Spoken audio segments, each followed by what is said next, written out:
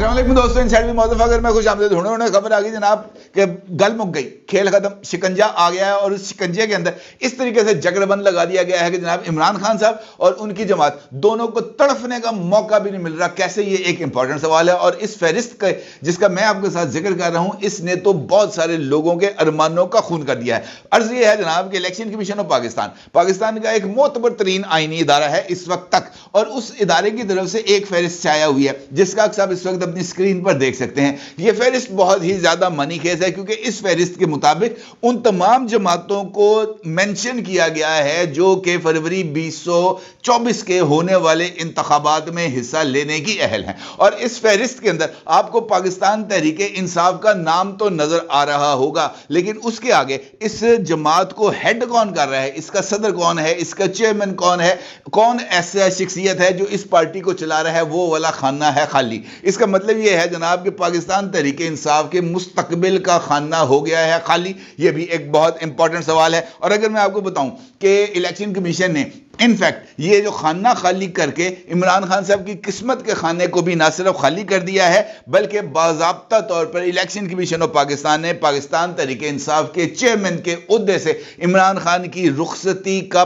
परवाना भी जारी कर दिया है। इसका मतलब यह है कि इस वक्त पाकिस्तान तहरीक इंसाफ में कोई ऐसा लीडर मौजूद नहीं है जो इस पार्टी को हेड कर रहा है। यानी ये एक हेडलेस पार्टी है, एक ऐसी पार्टी है जिसका कोई सरबराह नहीं। तो इस सूरत हाल में वो कौन होगा जो पाकिस्तान तहरीक इंसाफ के उम्मीदवारों को इंतखाबी टिकट जारी करेगा? ये एक बहुत ही इंपॉर्टेंट सवाल है, लॉजिकल सवाल है। क्योंकि अगर 2 जनवरी तक पाकिस्तान तहरीक इंसाफ के उम्मीदवारान, जिनके बारे में यह दावा किया जा रहा है कि जनाब हजारों की तादाद में तकरीबन 2836 उम्मीदवारों ने पाकिस्तान तहरीक इंसाफ की तरफ से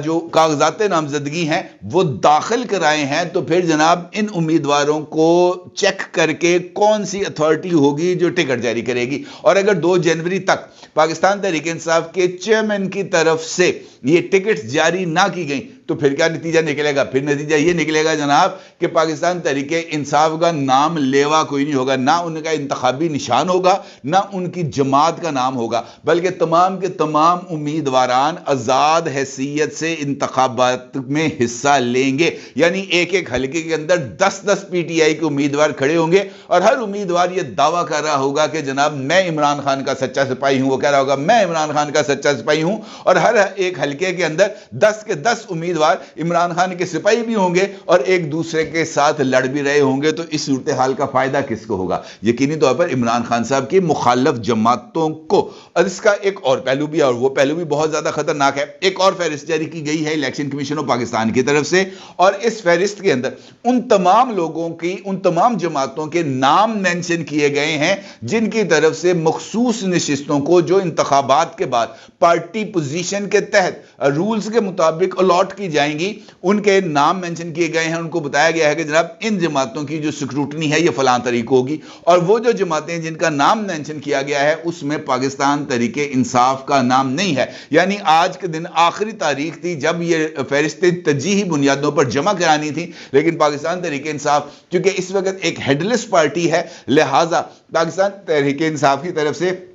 तरजीही खवातीन अकलियतों की जो फहरिस्त है वो जमा नहीं कराई गई। और इसका मतलब यह भी है कि पाकिस्तान तहरीक इंसाफ के उम्मीदवारान अगर आज़ाद हैसियत में भी जीतते हैं या अगर पार्टी के निशान के तहत भी असम्बलियों में पहुंच जाते हैं तो उनको एक बहुत बड़ा सेटबैक का सामना होगा और उनकी तरफ से कोई उम्मीदवार ऐसा नहीं होगा जो ये जो मखसूस नशिस्तें हैं उसके ऊपर क्वालिफाई कर सके। इसका मतलब यह है कि पाकिस्तान तहरीक इंसाफ इंतखाबी मैदान में उतरने से पहले ही इंतखाबी जंग हार चुकी है। अब क्या होगा, ये एक बहुत ही इंपॉर्टेंट सवाल है। अगर आप देखें तो इस वक्त पाकिस्तान तहरीक इंसाफ के लिए ऑप्शंस बहुत ही ज्यादा महदूद हो चुके हैं। अगर से पाकिस्तान तहरीक इंसाफ की तरफ से जो माहौल है वो बिल्कुल एक ऐसा क्रिएट किया गया था जिसने इस बात को स्टैब्लिश किया था कि पाकिस्तान तहरीक इंसाफ के पास जनाब इस वक्त रियासती जबर हो रहा है, लोगों उठाए जा रहे हैं, ज़िबा किए जा रहे हैं, कागजात नामजदगी वसूल किए जा रहे हैं और कागजात नामजदगी नामजदगी जो है वो छीने जा रहे हैं। कल मैंने भी इस हवाले से एक वीडियो की थी जिससे शायद इस तरह का कुछ तासुर मिला,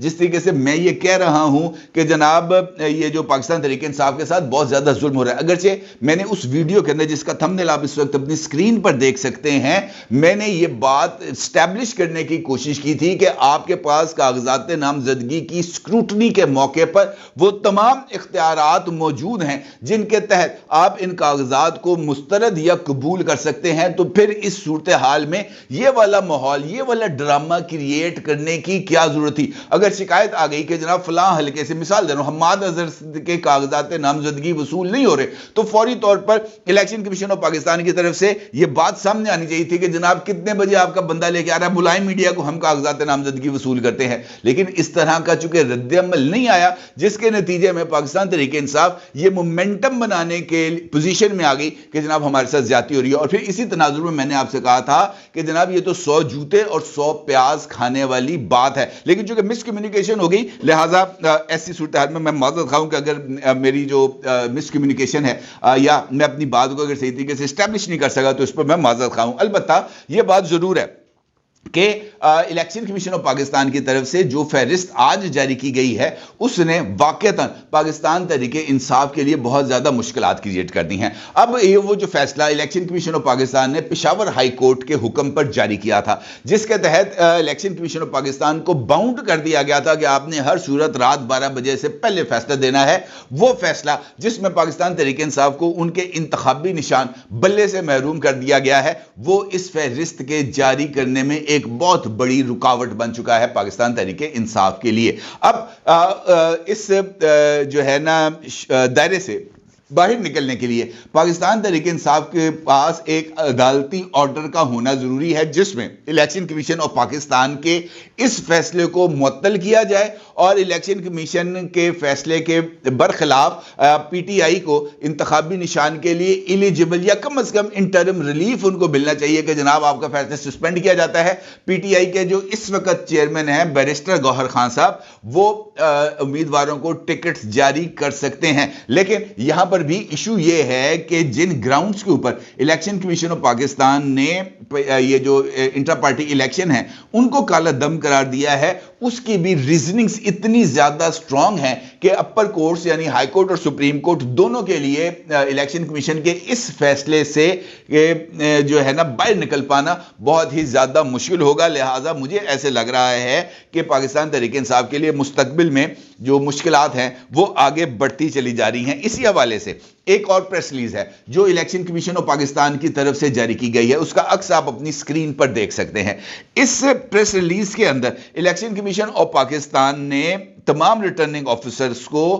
यह बात बावर कराई है कि कागजात नामजदगी की जांच पड़ताल के लिए online facilitation centre election commission secretariat में कायम किया गया है। और ये इस प्रेस रिलीज के अंदर यह बात बताई गई है कि इस ऑनलाइन फैसिलिटेशन सेंटर के अंदर तमाम अहम पाकिस्तानी इदारे जिनमें नादरा, नैब, एफआईए, एफबीआर और स्टेट बैंक के नुमाइंदे हैं वो मौजूद होंगे। और ये फैसिलिटेशन सेंटर कागजात नामजदगी के लिए जो दरकार मुद्दत है यानी 5 दिन 25 दिसंबर से लेकर 30 दिसंबर तक, इस मुद्दत के दौरान 24 घंटे काम करेगा। इसका मतलब यह है कि पाकिस्तान तहरीक इंसाफ समेत वो तमाम उम्मीदवारान जिन्होंने कागजात नामजदगी जमा कराए हैं उन तमाम उम्मीदवारों के कागजात नामजदगी की स्क्रूटनी के लिए जो छलनी बनाई गई है वो बहुत ज्यादा इंपॉर्टेंस की हामिल है। अब सबसे पहले यह देखा जाएगा कि वो कौन कौन से उम्मीदवार हैं जिनके इस वक्त तक